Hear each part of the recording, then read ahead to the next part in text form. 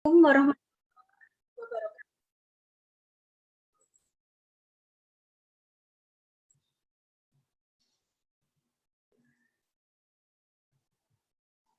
Kepada yang terhormat Ibu Ida Ibnu, yang kami hormati Ibu Hanifah Badruddin, Ibu Rusmi Rifa, Ibu Nur Aini Agus, Ibu Dwi Edwin, Ibu Ica Haryo, kepada yang kami hormati Ustadz Milhan Royani selaku penceramah, dan hadirin semua yang dirahmati Allah.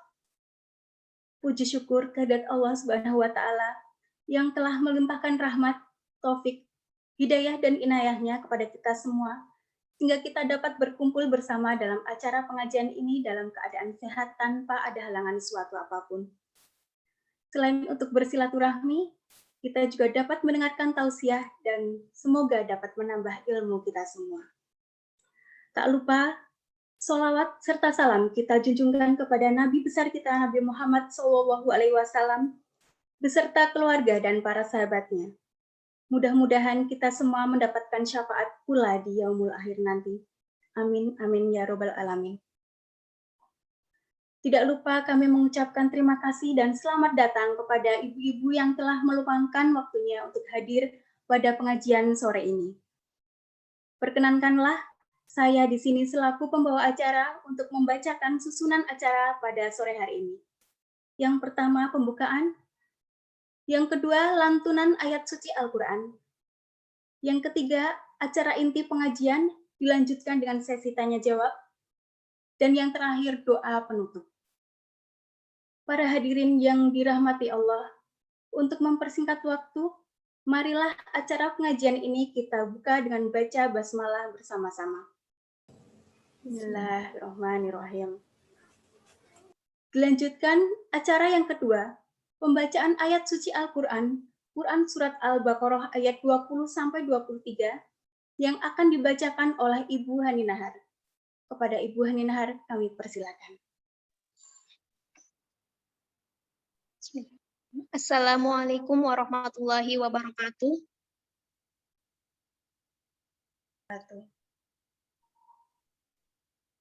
A'udzu billahi minasyaitonir rajim.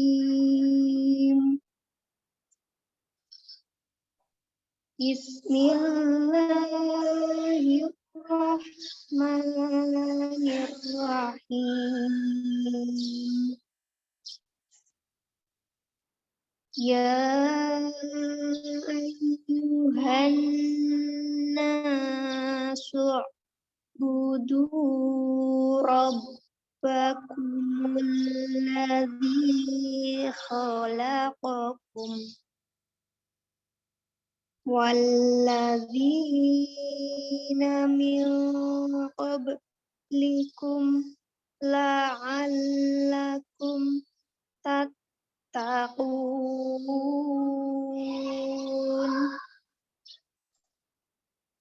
alladzi ja'ala lakum arda firasyan was-samaa'a binaa wa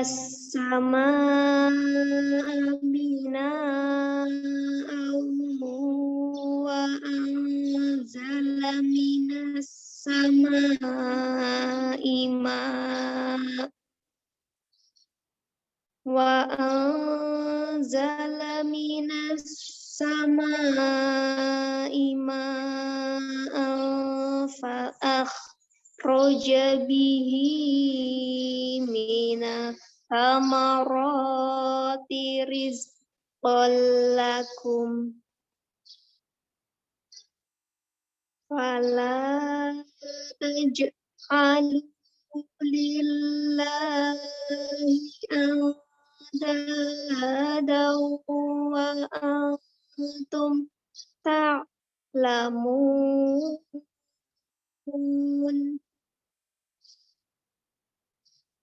wa in kuntum fi raybim mimma nazzalna ala abdina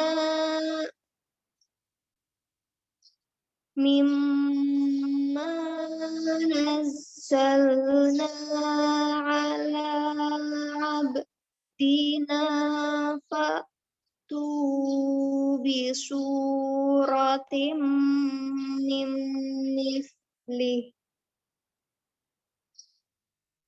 wad'u syuhada'akum min dunillahi in kuntum shadiqin.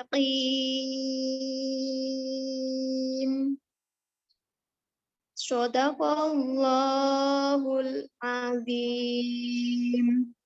Wassalamualaikum warahmatullahi wabarakatuh. Waalaikumsalam warahmatullahi wabarakatuh.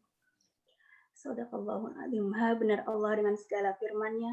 Tidak ada keraguan dalam Al-Quran. Demikian inti surat Al-Baqarah ayat 20-23. Terima kasih kepada Ibu Hani Nahar.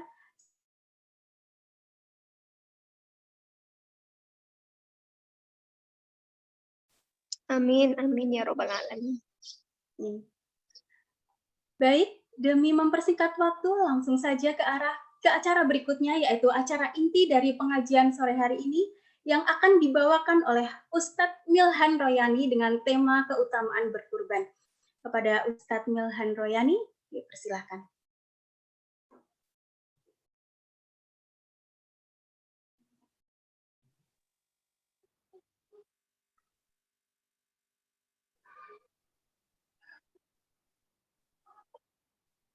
Monggo, Ustadz Milhan Royani.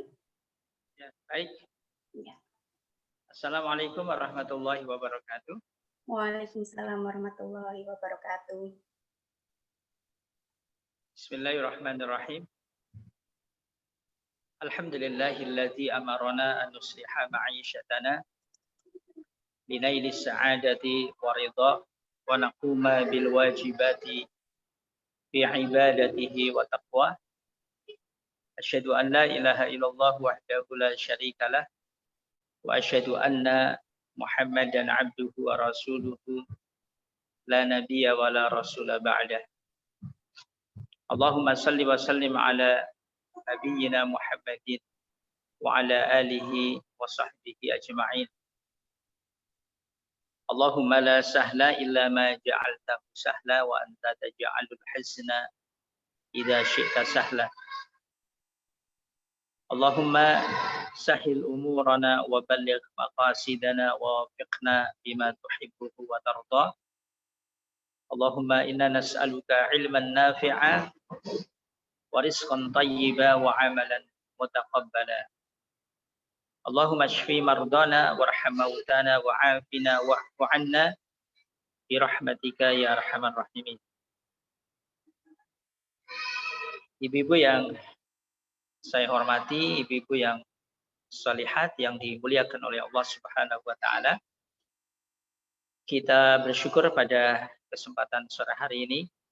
Tak terasa kita sudah berada di hampir penghujung bulan Dzulqa'dah. Tepatnya sore hari ini insyaallah tanggal 28. Insyaallah besok hari Sabtu waktu maghrib. Kalau tidak ada perubahan kita sudah memasuki 1 Dzulhijjah 1442 Hijriah. Di mana Allah Subhanahu wa taala secara khusus menjelaskan tentang keutamaan awal utama 10 Dzulhijjah dalam setiap tahun yang dilalui oleh kaum muslimin dari umat Rasulullah sallallahu alaihi wasallam. Bahkan Allah Subhanahu wa taala mengawali penjelasan soal keutamaan 10 awal Dzulhijjah dengan sumpahnya di surat Al-Fajr, wal fajri wa layalin 'ashr wasyaf'i wal watr. Ya, 3 ayat ini semuanya adalah sumpah-sumpah Allah yang menjelaskan tentang keagungan dari 10 awal Dzulhijjah. Wal fajr, demi waktu subuh. Maksudnya adalah subuh di awal Dzulhijjah atau subuh di tanggal 10-nya. Walayalin Aisyar, di antara maknanya Allah bersumpah dengan 10 awal Dzulhijjah. Wasyaf'i wal watr adalah saat Allah bersumpah dengan tanggal 9 dan tanggal 10 atau mungkin tanggal 10 dan juga hari-hari tasyrik. Kemudian dikuatkan dalam hadis Bukhari di mana Nabi Shallallahu Alaihi Wasallam bersabda, "Ma min ayyamin al-amalu salihu fiha ahabbu ila Allah min hadhihi al-ayyam, yakni ayyam al-ashr." Qalu walal jihadu fi sabilillah. Qala an-nabiy sallallahu alaihi wasallam walal jihadu fi sabilillah illa rajulun kharaja bi nafsihi wa malihi wa lam yarji' bidzalika bi syai'in. Nabi Shallallahu Alaihi Wasallam bersabda, tidak ada hari-hari seseorang beramal saleh di mana amal salehnya itu paling dicinta oleh Allah, melainkan amal saleh yang dilakukan di hari 10 awal Zulhijjah. Artinya ibu-ibu bahwa semua amal saleh yang dilakukan kapanpun Allah cinta, tetapi puncak cintanya Allah terhadap hambanya yang beramal saleh adalah di 10 awal Dzulhijjah. Para sahabat Rasulullah penasaran, di mana mereka radhiyallahu anhum sangat memahami bahwa puncaknya amal saleh itu adalah jihad fi sabilillah, berjuang membela agama. Kemudian mereka para sahabat ingin bertanya kepada Rasulullah Shallallahu Alaihi Wasallam berkaitan dengan keutamaan amal saleh yang paling dicinta oleh Allah di 10 awal Dzulhijjah dibanding dengan jihad fi sabilillah. Ternyata Nabi menjawab atas pertanyaan para sahabat dengan ungkapan walal jihadu fi sabilillah illa rajulun kharaja bi nafsihi wa malihi wa lam yarji' min dzalika bi syai'in. Ya, bahwa jihad fi sabilillah keutamaannya masih kalah dengan orang yang beramal salih di 10 awal bulan Dzulhijjah.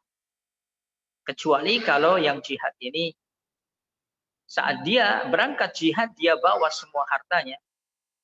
Ya, jadi harta yang dia miliki dia jual, kemudian hasil penjualannya itu dibawa semua untuk ongkos jihad. Kemudian orang ini tidak kembali selama-lamanya. Dengan kata lain ibu-ibu bahwa amalan saleh yang dilakukan di 10 awal Zulhijjah nanti adalah amalan yang sepadan dengan jihad fisabilillah, amalan yang sepadan dengan orang yang menghabiskan semua hartanya untuk membela agama, dan amalan saleh yang dilakukan di 10 awal Zulhijjah juga sepadan dengan orang yang mati syahid. Mari ibu-ibu kita berharap ya agar Allah Subhanahu wa taala tetap memberikan nikmat sehat kepada kita. Ya, selain nikmat kesempatan umur panjang ya, kita diberi nikmat sehat sehingga kita bisa memaksimalkan hari-hari utama nanti di 10 awal Zulhijjah. Dan tentu ibu-ibu di antara amalan-amalan yang paling utama di 10 bulan Zulhijjah adalah berkurban ya, menyembelih hewan kurban.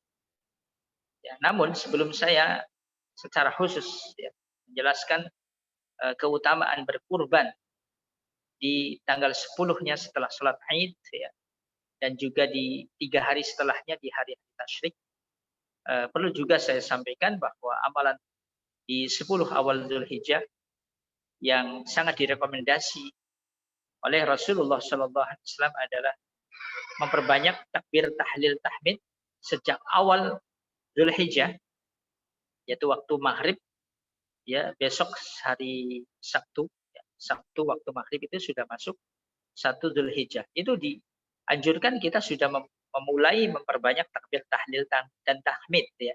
Dan takbir tahlil tahmid ini disebut sebagai takbir mutlak. Ya, takbir yang kita baca ya, dan tidak terikat oleh ruang dan waktu ya. Kapanpun kita sempat untuk bertakbir, perbanyak takbir tahlil dan tahmid. Allahu akbar, Allahu akbar. Allahu akbar, Allahu akbar, walillahil hamd. Ya, Allahu akbar, la ilaha illallah, wallahu akbar, walillahil hamd.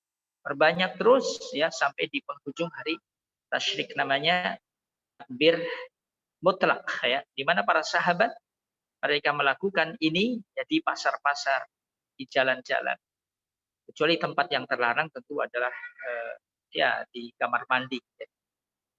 Ibu-ibu sejak masuk 1 Zulhijjah boleh sambil goreng mendoan ya, sambil ulek sambal, itu dianjurkan sudah banyak membaca takbir tahlil dan tahmid. Ya, kemudian yang kedua ada yang disebut dengan takbir muqayyad, takbir yang mengelilingi, yang mengiringi 5 waktu. Ya. Diawali di waktu subuh ya, di hari ke-9 yaitu hari Arafah ya, di mana kaum muslimin yang tidak haji dianjurkan berpuasa. Ya, ba'da subuh ya, imam memimpin takbir, ba'da sholat subuh itu namanya takbir muqayyad. Terus ya, zuhurnya juga demikian, asarnya demikian, maghribnya demikian. Terus sampai waktu asar di tanggal 14 ya. Ya, waktu asar di hari terakhir hari tasyrik. Ya, itu namanya takbir muqayyad. Kemudian banyak puasa, banyak sedekah, banyak tilawatul Quran dan ibadah-ibadah yang lain. Namun yang tidak asing adalah berkurban ya. Baik ibu-ibu ya. Yang pertama bahwa kurban ditinjau dari segi bahasa itu dari kata ya qoruba ya. Yaqrabu kurban kurbanan ya. Yang artinya mendekat ya. Jadi kurban itu adalah ibadah yang disyariatkan dalam agama ini dalam rangka untuk mendekatkan diri kepada Allah Subhanahu wa taala. Oleh karenanya ya, jangan sampai salah kaprah ya. Apalagi salah niat ya berkaitan dengan kurban, karena memang kurban ini adalah ibadah harta yang ya boleh dikata dipertontonkan ya di hadapan halayak ya, disebut namanya dan seterusnya, yang ini bisa menjadi peluang seseorang ya terjatuh pada perilaku pamer, ria, bangga dan seterusnya. Sehingga terkait dengan soal ini Allah Subhanahu wa taala berfirman dalam surat Al-Hajj ya, ayat nomor 37, la yanalallahu luhumuha wala dima'uha walakin yanaluhu taqwa minkum. Tidak pernah sampai daging dan darah ya hewan-hewan kurban yang dipersembahkan oleh siapapun. Tapi yang sampai kepada Allah adalah takwanya. Ya. Ini satu pengingat bahwa hendaknya landasan seseorang untuk berkurban adalah dalam kerangka untuk mendekatkan diri kepada Allah Subhanahu wa taala. Dan pastikan juga ini bukan hanya sekadar ritual tahunan, tetapi ritual yang pastinya memberikan dampak yang konsisten dalam ruang waktu yang dijalani oleh kaum muslimin secara keseluruhan. Sehingga nanti berkaitan dengan kurban ya, ada juga kurban harian ya berupa sedekah, infak ya. Bahkan di antara kurban ya dalam keseharian kita, dalam interaksi sosial kita, boleh jadi adalah ya bukan hanya kurban dari sisi harta, tapi dari sisi hati ya. Ketika ibu-ibu mungkin pernah sakit hati karena diperlakukan yang tidak selayaknya oleh suami, oleh teman, oleh keluarga.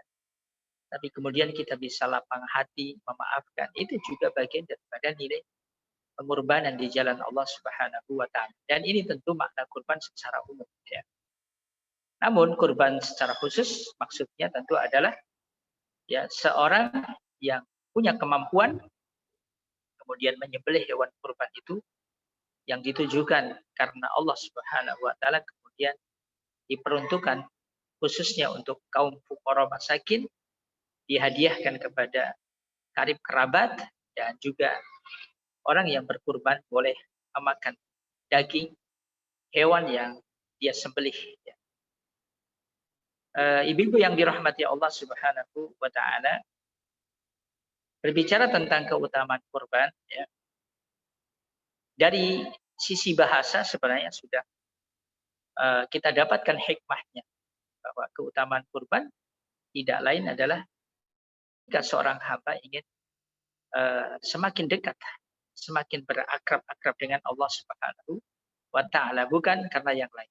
Inilah komitmen harian yang saya kira sudah biasa dilafazkan, ya, diucapkan oleh kaum muslimin dalam salat-salatnya, ya. Di antara ungkapan yang masyhur dalam doa iftitah itu ada ungkapan inna salati wa nusuki wa mahyaya wa mamati lillahi rabbil alamin. Inna salati, sesungguhnya salatku, wa nusuki, kurbanku, ya, menyembelih hewan kurbanku, wa mahyaya wa mamati, hidup dan matiku, lillahi rabbil alamin, keseluruhannya dalam rangka untuk dipersembahkan untuk Allah Subhanahu wa Ta'ala, Rabb semesta alam. Kemudian ibu-ibu yang dirahmati Allah Subhanahu wa Ta'ala, menelisik pada dalil-dalil yang ada di dalam Al-Qur'anul Karim. Ya, misalnya di dalam surah Al-Hujurat, ya, pada ayat yang ke-15. Allah berfirman, ya, innamal mu'minuna alladzina amanu billahi wa rasulihi summa lam yartabu wa jahadu bi amwalihim wa anfusihim fi sabilillah, ya, ulaika humus shadiqun. Sesungguhnya hanya orang-orang beriman kepada Allah dan Rasul-Nya saja yang iman mereka tidak ragu. Kemudian mereka membuktikan keimanan itu dengan berjihad di jalan Allah dan berkurban dengan diri dan hartanya. Dan mereka adalah orang-orang yang imannya benar. Nah, dari ayat ini Ibu, bahwa selain kurban sebagai sarana untuk mendekatkan diri kepada Allah Subhanahu wa Ta'ala, kurban juga sarana untuk pembuktian bahwa iman kita benar. Ya. Ini seiring dengan apa yang disabdakan oleh Rasulullah SAW, di mana Nabi mengatakan as-sadaqatu burhanun. Ya. Ya, kurban itu kan bagian daripada sedekah harta. Ya. Dan dikatakan as-sadaqatu burhan, bahwa sedekah yang ditunaikan oleh orang beriman itu adalah burhan, tanda yang jelas, tanda yang terang. Tanda yang terang apanya? Ya, mengenai keimanannya yang benar. Sehingga bisa dibilang ibu, kalau ada orang beriman, ya, tetapi enggan untuk menjadi orang yang dermawan, ya, melekat padanya sikap kikir, ya, ini tidak, ya, tidak sinkron, ya, antara iman dan kekikiran itu tidak sinkron. Kenapa? Karena kedermawanan itu adalah bukti benarnya iman. Sementara kekikiran adalah bukti palsunya iman seseorang. Ya, ini persis seperti yang dikatakan oleh Rasulullah SAW, la yajtami' ya as-sukhtu wal iman fi qalbi ya abdi abadan. Tidak mungkin bersatu antara bakhil, kikir dan keimanan pada hati ya, hamba yang beriman selamanya. Ya. Oleh karenanya ibu-ibu, ya, bahwa berkurban ini sesuatu yang tentunya sangat penting ketika Allah sendiri yang menyatakan bahwa kurban itu adalah bagian dari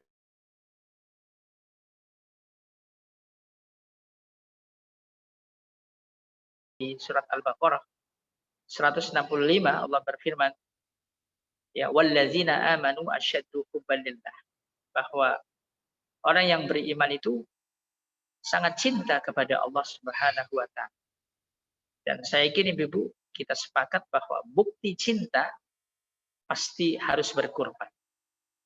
Kalau ada orang ngomong cinta tapi tidak siap berkurban, ya, demi cintanya, maka pastikan bahwa cinta itu adalah cinta yang palsu.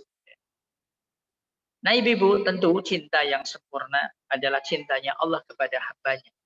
Meskipun kita sebagai hamba, ya masih tertatih-tatih ya untuk bisa membuktikan cinta kita kepada Allah Subhanahu wa Ta'ala pada saat kita dihadapkan kepada tarikan-tarikan dunia yang begitu kuat, sehingga kecintaan antara Allah ya kepada Allah dan dunia begitu ketat bersaing, ya. Dan kita harus curiga jangan-jangan loyalitas kecintaan kita lebih kuat kepada dunia sementara kepada Allah ya semakin melemah, semakin melemah. Nauzubillah min dzalik. Oleh karenanya Ibu, untuk membuktikan komitmen cinta kita kepada Allah, komitmen kuatnya cinta kepada Allah adalah berkurban, berkurban, berkurban. Termasuk dalam hal ini tentu adalah kurban yang menjadi amalan utama di 10 akhir dari bulan Zulhijjah, terutama setelah menunaikan sholat Aid. Ya. Jadi kurban itu waktu penyembelihannya setelah sholat Aid. Ya, bahkan khutbah belum selesai, yang penting sudah sholat Aid juga sudah boleh disembelih. Terus sampai hari ke-11-nya, 12-nya, sampai hari ke-13-nya, maaf, hari tasyrik-nya sampai hari ke-13. Ya. Ya, sehingga khusus untuk Dzulhijjah juga sekaligus saya beri informasi, ya ayyamul bidnya ya ditunaikan 2 hari saja kalau mau sholat puasa ayyamul bid, yaitu tanggal 14-nya dan 15. Tapi boleh juga ditambah dengan tanggal 16-nya. Ya. Kalau ingin lengkap 3 hari saum ayyamul bid di bulan Dzulhijjah. Kenapa? Karena tanggal 13-nya masih diharamkan untuk berpuasa karena di sana masih hari raya dan masih dibolehkan untuk menyembelih hewan kurban. Baik Ibu, jadi kurban sekaligus ya pembuktian iman, sekaligus juga pembuktian cinta kita kepada Allah Subhanahu wa taala. Dan alangkah indahnya Ibu ketika sinkron antara cintanya Allah kepada hambanya dengan cintanya hambanya kepada Allah Subhanahu wa taala. Ya, sehingga dalam hal ini Ibu nanti kalau kita baca di surat Al-Maidah ayat nomor 54 ya, di antara sifat-sifat yang melekat kepada umat yang dipilih oleh Allah Subhanahu wa taala untuk tetap eksis, ya tetap survive dalam kondisi apapun ya. Umat ini akan terus survive ya. Kenapa? Karena dikatakan yuhibbuhum wa yuhibbuna. Mereka adalah hamba-hamba yang dicinta oleh Allah karena mereka pun mencintai Allah. Ya, sehingga kriteria ini harus kita raih, di antaranya adalah dengan berkurban ya, di hari ke-10 ya, khususnya tentu bagi orang-orang yang mampu.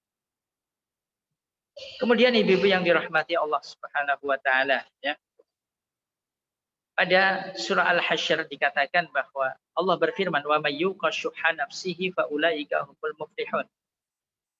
Barang siapa yang dijauhkan dari sifat kikir, maka dia pasti akan menjadi para pemenang, menjadi orang-orang yang bisa meraih kejayaan, meraih keberuntungan. Ya, dari ayat ini, Ibu, kita bisa mendapati hikmah ya, bahwa berkurban itu adalah cara seorang mukmin meraih kesuksesan, meraih kemenangan, meraih keberuntungan. Selain kurban tadi sebagai alat untuk taqarrub ilallah, sebagai alat untuk pembuktian iman, sebagai bukti untuk pembuktian cinta, maka kurban adalah cara kita meraih keberuntungan dalam hidup. Kemudian yang berikutnya Ibu, ya, dalam surat Al-Munafiqun pada ayat yang ke-9, ke-10 ya, dan ke-11 ini ayat yang saya kira sangat populer dan bagus Ibu ya, kita bisa terus mengulang-ulang ayat ini ya sebagai motivasi ya dalam setiap waktu ya, agar kita ya selalu bisa memaknai spirit kurban. Jadi kurban bukan hanya tahunan tetapi kurban menjadi karakternya. Allah berfirman di sana ya ayyuhalladzina amanu la tulhikum amwalukum wala auladukum an dzikrillah. Wa may yaf'al dzalika fa ulaika humul khasirun. Wa anfiqu mimma razaqnakum min qabli an ya'tiya ahadakumul mautu fayaqula rabbi laula akhartani ila ajalin qarib fa asaddaqa wa aku minas salihin. Wa la yu'akhirallahu nafsan idza jaa ajaluha. Wallahu khabirun bima ta'malun. Wahai orang-orang yang beriman, janganlah harta dan anak-anakmu melalaikan kamu dari zikir kepada Allah. Melalaikan kamu atas kewajiban-kewajibanmu kepada Allah. Dan segeralah kamu berinfak dengan harta yang Allah anugerahkan kepadamu sebelum datang kematian kepadamu. Sehingga kamu mengatakan, duhai Allah, alangkah indahnya kalau kematianku engkau undur barang sejenak. Supaya dengan diundurkan kematianku saya bisa bersedekah dan saya bisa berusaha menjadi orang-orang yang saleh. Artinya ibu-ibu merujuk kepada ayat ini, orang yang gemar berkurban. Jadi kurban ini saya katakan bukan hanya ritual tahunan, tetapi kurban ini menjadi karakternya.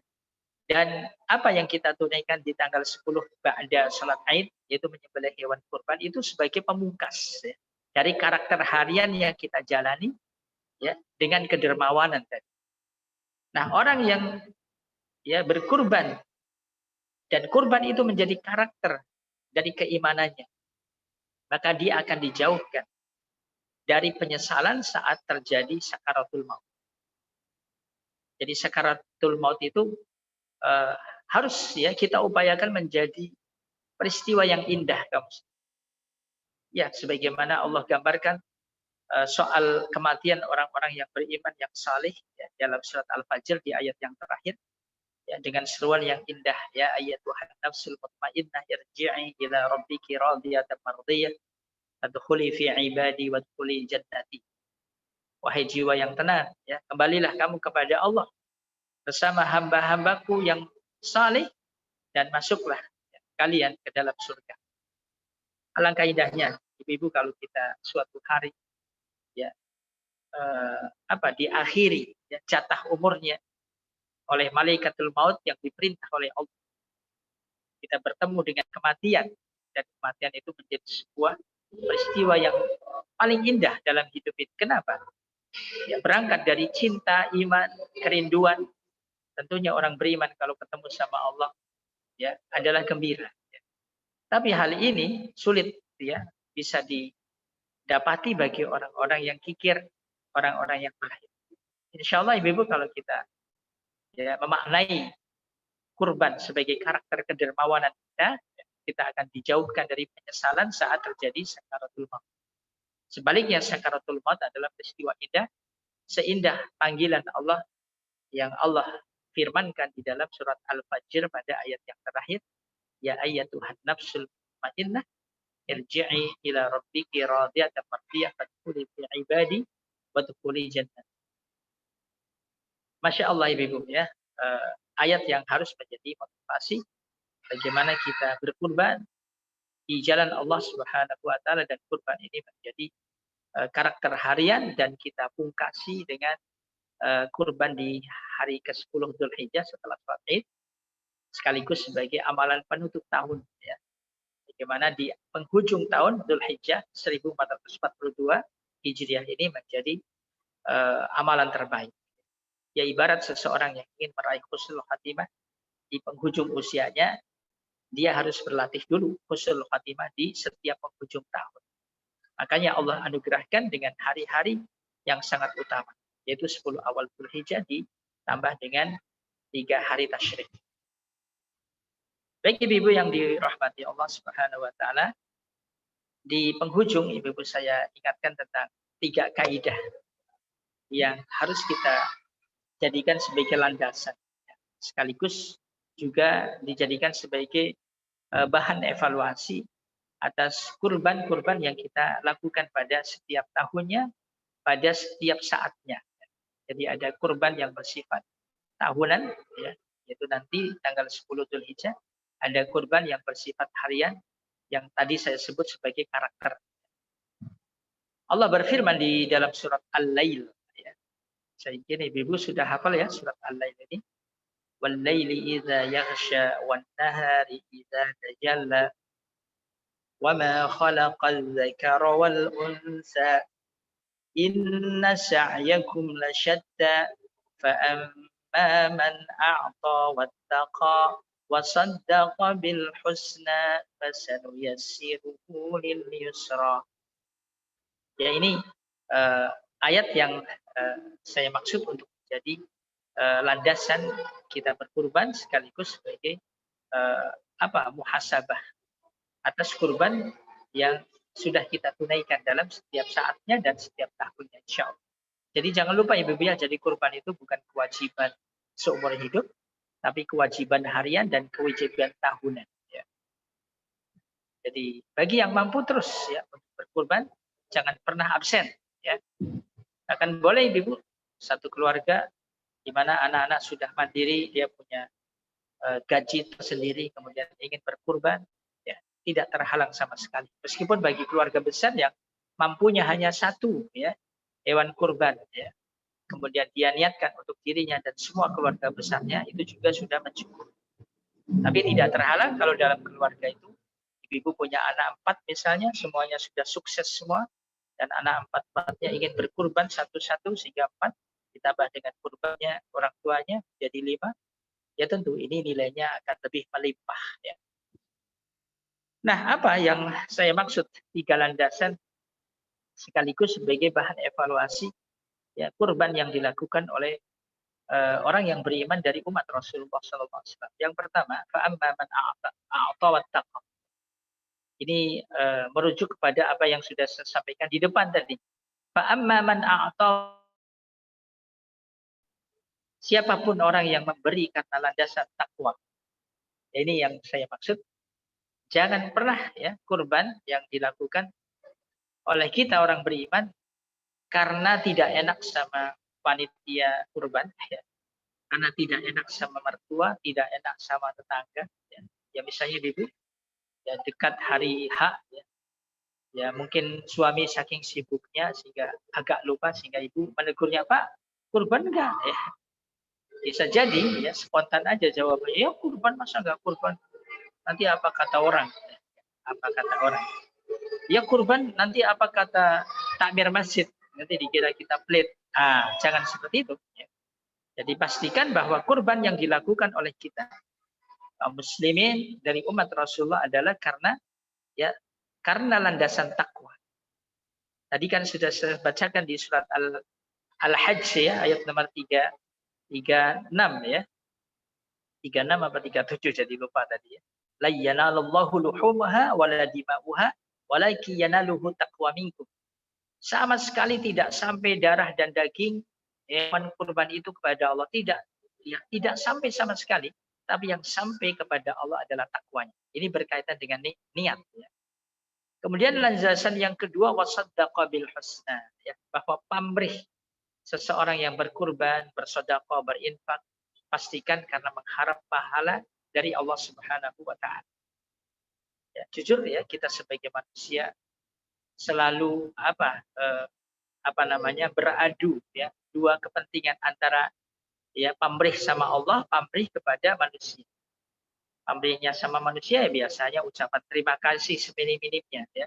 Sehingga ibu kadang-kadang kita terprovokasi oleh orang yang mungkin kita beri tapi terima kasih enggak, ya mesem juga enggak gitu. Ya sehingga kadang-kadang terusik ya keikhlasan kita. Ya sehingga kita jadi ngancem, itu orang saya kasih terima kasih enggak, senyum juga enggak. Besok enggak terkasih lagi. Nah, jangan seperti itu Bu ya. Wasaddaqa bil husna, bahwa pemberian hewan kurban itu karena kita mengharap pahala terbaik dari sisi Allah Subhanahu wa taala. Karena kalau kita mengharap kepada manusia enggak dapat apa-apa. Ya, sebanter-banternya manusia memberi kebaikan ya terima kasih atau membalas dengan yang sepadan. Ya. Tapi kalau balasan Allah adalah balasan yang tak terhingga. Ini yang harus menjadi landasan kedua selain niat karena Allah. Ya, jadi kita boleh pamrih ya untuk mendapatkan pahala yang berlimpah dari Allah atas apa yang kita lakukan. Jadi jangan sampai kita membuat kaidah agama yang berlebihan seakan-akan agama itu untuk para malaikat yang tidak punya pamrih apa-apa. Ya. Jadi manusia, ya, kita punya agama untuk manusia karena memang kita manusia. Pamrihnya adalah pamrih untuk mendapatkan pahala, mendapatkan surga, itu tidak sama. Nah, yang ketiga ini Ibu yang juga sangat penting ya. Jadi ternyata Ibu, indikator bahwa kurban kita diterima oleh Allah adalah fasanu yassiruhu lil yusra. Jadi kalau kurban kita diterima oleh Allah, maka Allah akan memberikan jalan kemudahan untuk melakukan ketaatan demi ketaatan. Fasanu yassiruhu lil yusra. Diwaspadai Ibu kalau ada fenomena ya diri kita yang kalau mau berbuat baik itu selalu saja ada alasan sehingga gagal ya. Diajak ngaji aja susahnya pol ya. Ya, baca Quran susahnya pol ya. Sudah niat saat mau pegang Quran baru pegang Quran aja udah ngantuk ya. Wah, ini harus diwaspadai, jangan-jangan apa yang kita tunaikan tidak ya memenuhi syarat dua landasan tadi, karena takwa, karena mengharap pahala dari Allah. Malahan kita menjadi pembuktian kebenaran ayat setelahnya kan, fa amma man bakhila wastaghna wa kadzdzaba bil husna fasanuyassiruhu lil usra. Jadi ada orang yang jalan hidupnya kalau untuk berbuat baik itu terhalang terus, sulit aja ya. Nah, Ibu ya, jadi ternyata apa yang kita tunaikan ya dari kurban harian kita berupa sedekah, infak, zakat, dan kurban tahunan berupa hewan kurban yang diserahkan ya kepada panitia atau kita sembelih sendiri, itu menjadi jalan kemudahan untuk menunaikan berbagai amalan-amalan ketaatan. Baik Ibu, di penghujung saya ingin sampaikan tentang 3 level manusia ya. Ya, level yang pertama ya, bahwa manusia itu didominasi oleh sifat bahimiyah ya. Sifat bahimiyah, sifat kebinatangan. Kemudian level kedua adalah manusia yang didominasi oleh sifat-sifat manusia itu sendiri yang disebut dengan basyariyah. Nah, level yang ketiga adalah sifat ubudiyah ya. Level di mana sifat yang lebih dominan adalah sifat-sifat malaikat yang selalu ingin taat kepada Allah Subhanahu wa taala. Nah, ternyata kurban ini juga bagian cara bagaimana seorang hamba ya, seorang mukmin meminimalisir ya 2 level sebelum ubudiyah ya, yaitu bahimiyah. Jadi saat seorang mukmin menyembelih hewan kurban itu adalah ekspresi bagaimana cara kita menyembelih sifat-sifat binatang yang ada dalam diri kita. Tahu Ibu karakteristik yang melekat pada binatang? Ya, binatang ya tidak punya peradaban tentunya ya. Meskipun ada juga fenomena binatang yang punya peradaban, itu namanya semut Bu ya.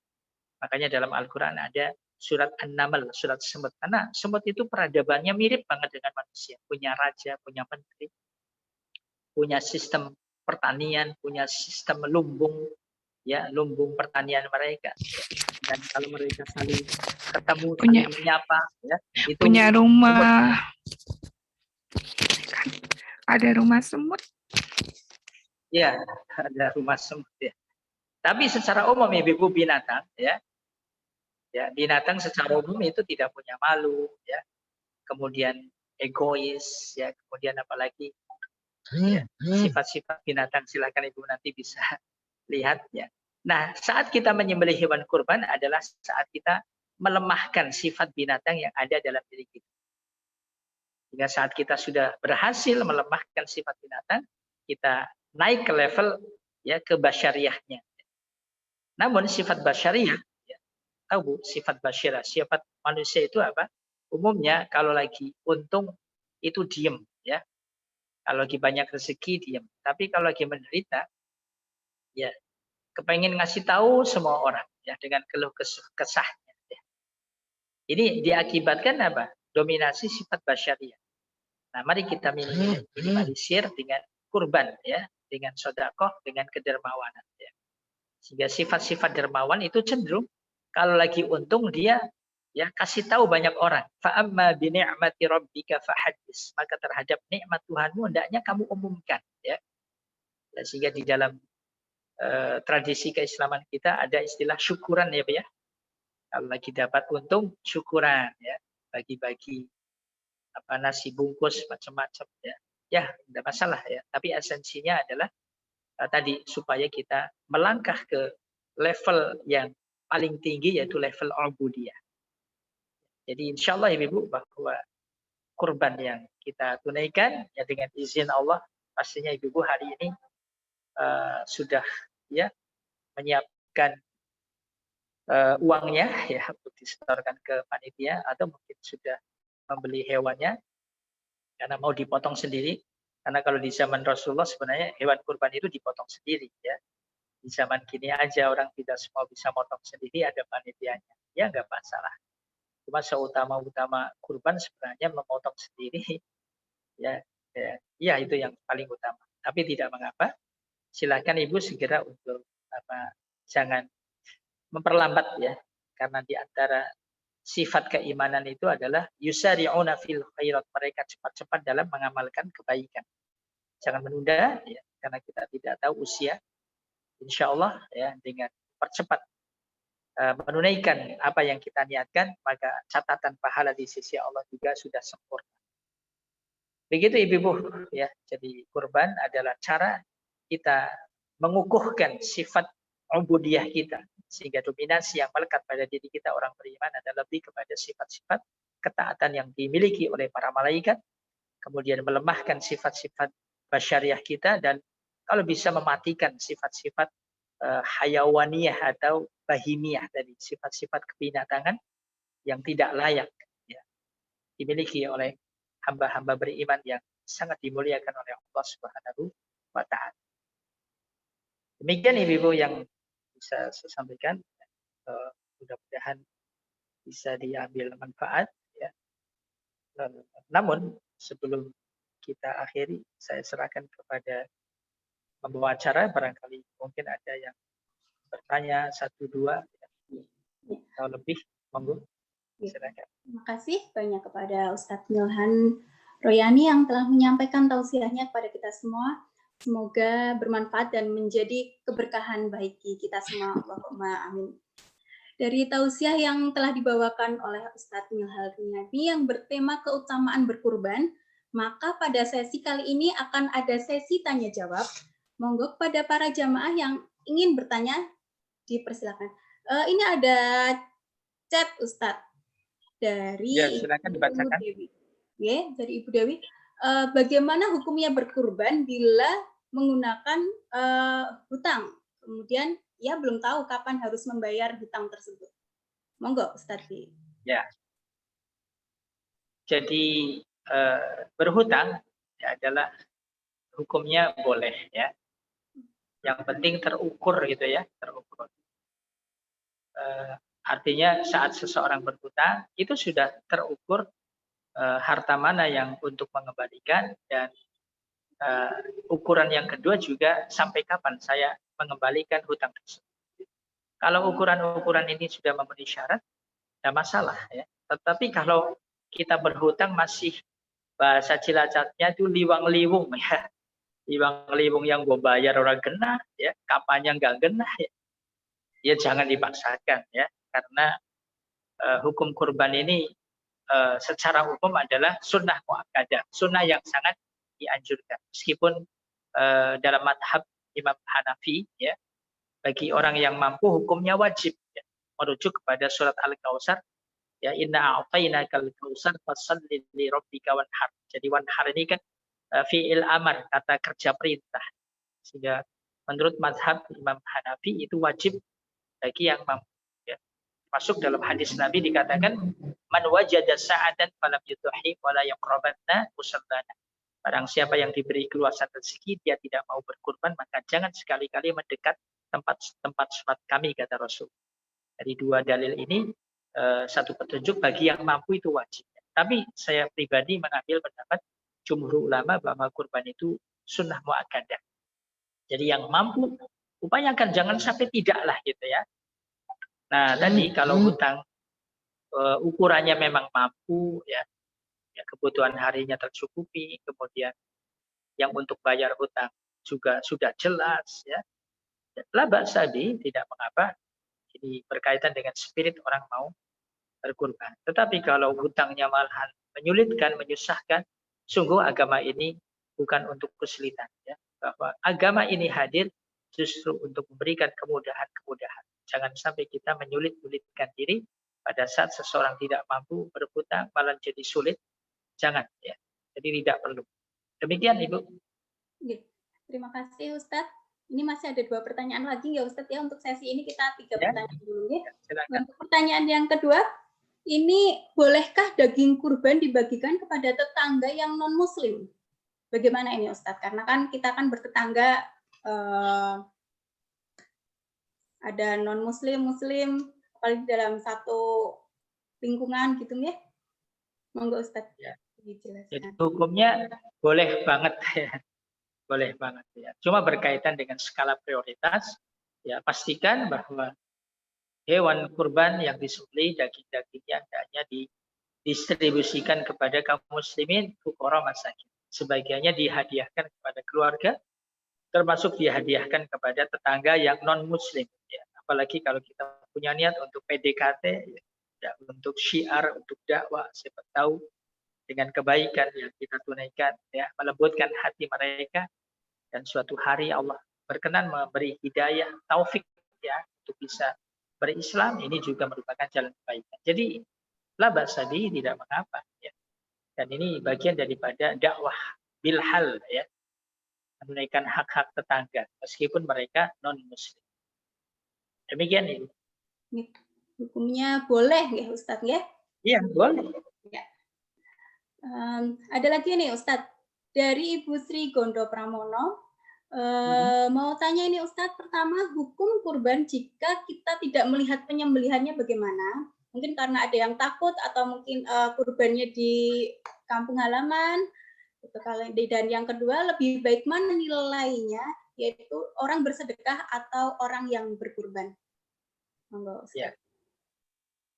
Ya. Yang pertama bahwa tidak menyaksikan ya tidak mengapa, ya. Ya, cuma mengurangi keutamaannya aja, tetapi tetap sah, gitu kan. Bahkan tadi sudah saya katakan bahwa seutama-utama kurban memang disembelih sendiri oleh kepala keluarganya, ya, oleh ayahnya, oleh suami. Tapi kan sekarang ya tidak semua orang bisa dibeli, kemudian ditambah dengan ngeri, gitu kan. Termasuk saya ini jenis orang yang ngerian gitu melihat. Gitu. Jadi kalau tidak melihat ya sah saja, sah, tidak masalah. Kemudian yang kedua, lebih utama mana kurban dengan sedekah. Ya. Jadi kurban itu adalah sedekah yang paling utama di 10 akhir bulan Zulhijjah ba'da sholat Aid, ya, sampai di penghujung hari tasyrik. Ya, adapun sedekah yang umum pada waktu yang tidak terikat, ya masing-masing ada keutamaannya, sehingga antara sedekah dan kurban bukan untuk bukan untuk ditandingkan, ya, masing-masing punya keutamaannya. Misalnya Nabi juga bersabda, seutama-utama sedekah adalah sedekah yang dilakukan oleh orang muda, oleh orang yang sedang rakus-rakusnya terhadap harta, kepengen ini, kepengen itu, kok dia bisa bersedekah, itu seutama-utama sedekah. Dibanding dengan orang yang sedekahnya sudah, maaf ya, umurnya sudah tua, sudah nggak begitu minat dengan dunia, sedekah ya sudah semestinya. Tapi orang yang masih muda, lagi kepengen beli istana, kepengen beli pesawat pribadi, jet pribadi, kepengen ini, wah lagi luar biasa. Dan cenderung orang ini lagi kikir-kikirnya. Dia bisa bersedekah. Itu sedekah yang paling utama nilai. Gitu itu ya. Ya. Sebelum kita tutup masih ada satu pertanyaan lagi nggak Ustadz ya? Satu lagi nggak ini. Ini ada pertanyaan gini Ustadz. Kalau dalam satu keluarga ini ada 3 orang yang berkurban, sebaiknya diatasnamakan keluarga atau yang bersangkutan ini Ustadz? Terima kasih. Ya. Jadi kalau dalam sebuah keluarga, ya, ini kurbannya 3 ekor atau gimana? Atau 1 gimana? Ini satu mungkin. Satu. Diatasnamakan siapa? Ya jadi begini, si kepala rumah tangga tentunya ini yang menjadi pokok, di mana dia pemodal utama. Ya. Niatkan, ya Allah saya berkurban atas nama diri saya dan semua keluarga besar saya, baik istri, anak-anak, para simbah, ya, dan saudara semuanya, dilihatkan agar pahala itu ya merambah kepada semua keluarga. Itu yang pertama. Ya, terkait dengan administrasi, ya, yang mungkin disetorkan ke panitia. Tahun kemarin kata atas nama Bapak, ya, tahun ini nama Ibu, ya, nggak apa-apa, ya, tidak masalah.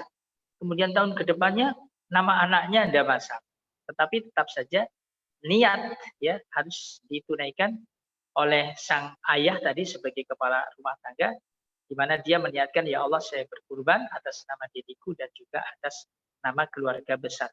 Itu yang dicontohkan oleh baginda Nabi Shallallahu Alaihi Wasallam. Ya, adapun terkait dengan administrasi ya, soal nama yang dicatat oleh panitia, kemudian nama itu dikalungkan di leher hewan kurbannya, itu soal administrasi saja. Tetapi yang terpenting adalah niat ya yang ditunaikan oleh tadi kepala rumah tangga. Demikian ini. Ya, terima kasih Ustadz. Terima kasih atas penjelasannya dan terima kasih kepada ibu-ibu yang telah bertanya pada sesi kali ini. Oke, sebelum kita tutup acara demi acara sudah kita lewati di penghujung acara, maka sekarang kita doa bersama yang akan dipimpin langsung oleh Ustadz Milhan Royani. Monggo Ustadz untuk memimpin doa penutup pengajian kita. Ya, baik, bismillahirrahmanirrahim. Untuk mengawali doa kita berwasilah dengan surah teragung yaitu surah Al-Fatihah ila diniyah wa likulli salihah. Al-Fatihah. A'udzu billahi minasyaitonir rajim. Alhamdulillahi rabbil alamin. Ar-Rahmanir Rahim. Maliki yaumiddin. Iyyaka na'budu wa iyyaka nasta'in. Ihdinas siratal mustaqim. Siratal ladzina an'amta 'alaihim ghairil maghdubi 'alaihim waladdallin. Amin. Bismillahirrahmanirrahim. Allahumma shalli wa sallim ala Muhammadin wa ala alihi wa sahbihi ajma'in. Alhamdulillahi rabbil alamin. Hamdan na'imin, hamdan syakirin, hamdan yuafi ni'amahu wa yukafi mazidah. Ya Rabbana lakal hamdu kama yanbaghi li jalali wajhika wa 'azimi sultanik. Rabbana zalamna anfusana wa in lam taghfir lana wa tarhamna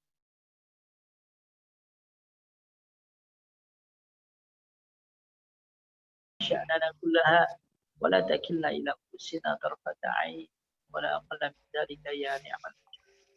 Ya Allah ya Rahman, ampunilah dosa-dosa kami, dosa kedua orang tua kami. Kasihanilah mereka berdua ya Allah, sebagaimana mereka berdua mengasihi kami, mendidik kami di waktu kecil. Ya Allah ya Rahman, karuniakan rahmah dan berkah kepada guru-guru kami ya Allah, kepada orang tua kami ya Allah, kepada siapapun yang berjasa kepada kami ya Allah, balaskan kepada mereka dengan balasan terbaik di sisimu ya Allah ya Rahman. Ya Allah ya Rahman ya Rahim, karuniakan kepada kami keluarga yang sakinah mawaddah warahmah, anak-anak yang salih dan salihah, anak-anak yang selalu mentaatimu ya Allah, mentaati Rasulmu, anak-anak yang terus menjadi anak yang berprestasi dan membesarkan bangsa ini ya Allah. Ya Allah ya Rahman, di tengah pandemi COVID-19 ini ya Allah, kami memohon untuk diberi kekuatan zahir batin ya Allah, untuk menjadi hamba yang ridha, jadi hamba yang sabar, jadi hamba yang tawakal. Ya Allah, sehatkan kami ya Allah, sehatkan keluarga kami, anak-anak kami, saudara-saudara kami ya Allah. Dan jadikanlah sehat yang Kau anugerahkan kepada kami menjadi sarana untuk terus mentaatimu, mengibadahi. Ya Allah ya Rahman, siapapun di antara kami yang sakit ya Allah, segerakan sembuhkan mereka ya dengan kesembuhan tanpa menyisakan rasa sakit. Siapapun saudara kami ya Allah yang wafat menghadapmu ya Allah, jadikanlah wafatnya menjadi wafat yang husnul khatimah. Ya Allah ya Rahman, berilah kami rezeki, ilmu, keluarga yang barokah, umur yang barokah, umur yang kami jalani menjadi umur yang bermanfaat, yang menghantarkan kepada kami akhir kehidupan yang terbaik. Ya Rahman, Ya Rahim, karuniakan kepada kami para pemimpin yang adil, pemimpin yang menjadi teladan bagi anak bangsa ini, pemimpin yang menjadikan negeri ini menjadi negeri yang baldatut thayyibatun wa rabbun ghafur. Ya Allah ya Rahman, berilah kekuatan istiqamah kepada kami ya Allah, agar menjadi hamba-hambamu yang tetap semangat, tetap teguh menjaga iman dengan amal-amal saleh terbaik. Rabbana hab lana min azwajina wa dhurriyyatina qurrata a'yun waj'alna lil muttaqina imama. Rabbana atina min ladunka rahmatan wa hayyi' lana min amrina rasyad. Allahumma la tada' lana dhanban illa ghafartah wa la hamman illa farajtah wa la daynan illa qadaitah ولا حاجة من حوائج الدنيا والآخرة إلا قضيتها يا أرحم الراحمين ربنا آتنا في الدنيا حسنة وفي الآخرة حسنة وقنا عذاب النار سبحان ربك رب العزة عما يصفون وسلام على المرسلين والحمد لله رب العالمين. Amin. Amin. Ini sebelum kita tutup ini Ustadz, kita ada sesi foto bersama dulu ya. Untuk ibu-ibu yang belum menyalakan videonya, monggo untuk dinyalakan untuk kita foto bersama dengan Ustadz Milhan Royani. Monggo untuk Mbak Arum untuk bisa Untuk videonya tolong dinyalain nggak ibu-ibu?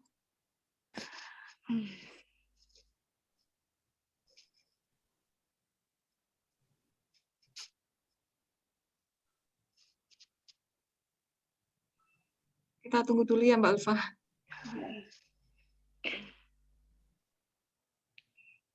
Sudah siap nggak Ibu? 1, 2, 3. Sebentar.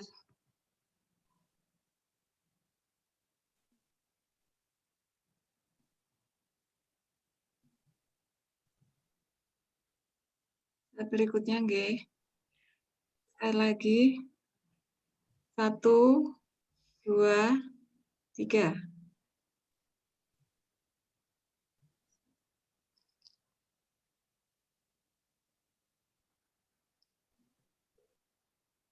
Oke, sampun Bu. Terima kasih. Terima kasih atas perhatian dan atensi hadirin sekalian. Saya selaku pembawa acara, apabila dalam membawakan acara ada salah kata maupun sikap, saya mohon maaf. Wabillahi taufiq wal hidayah. Wassalamualaikum warahmatullahi wabarakatuh. Waalaikumsalam warahmatullahi wabarakatuh. Makasih Ustadz. Ustadz. Assalamualaikum warahmatullahi wabarakatuh. Waalaikumsalam warahmatullahi wabarakatuh. Ya, mohon izin Bu Dr. Hanifah